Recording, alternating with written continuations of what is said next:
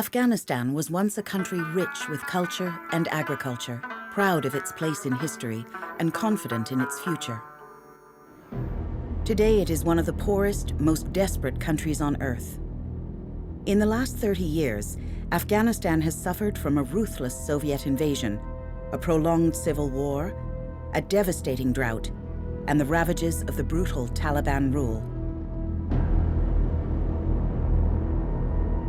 After the defeat of the Taliban in 2001, Afghan leaders appealed for international help to rebuild their country and their lives.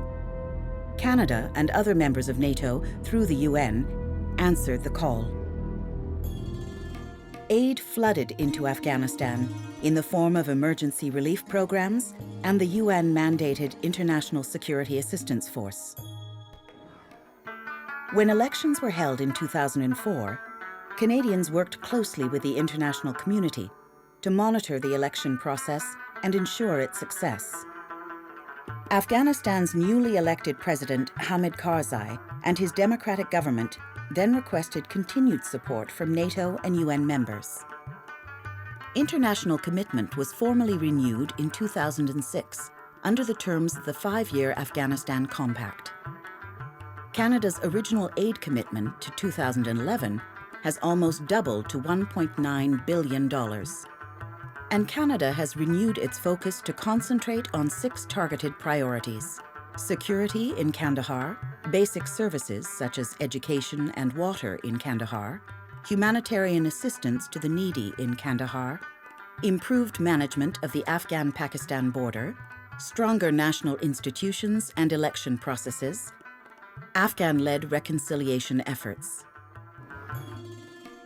Ending the insurgency in Kandahar will be critical to the viability of the Afghan government and its ability to respond to the needs of its citizens in this province. Needs such as education, economic development, and basic humanitarian aid.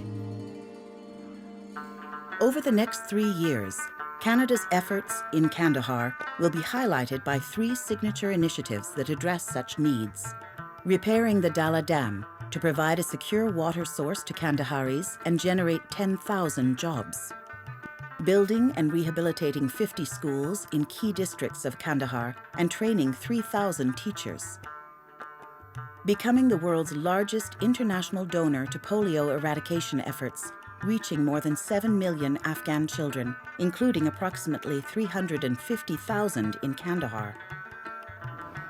These initiatives will build on the hard-won gains that have already been achieved in the province thanks to the concerted efforts of Canada's Provincial Reconstruction Team, together with those of other donors and partners, which are producing results in ways that have helped gain the trust and respect of Afghan citizens.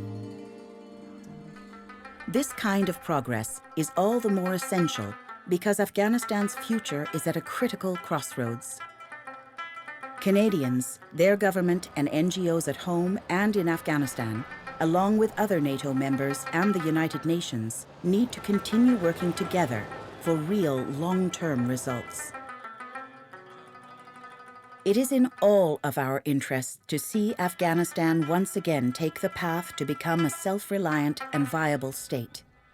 It's a journey that begins in Kandahar, and Canadians are helping to make it happen.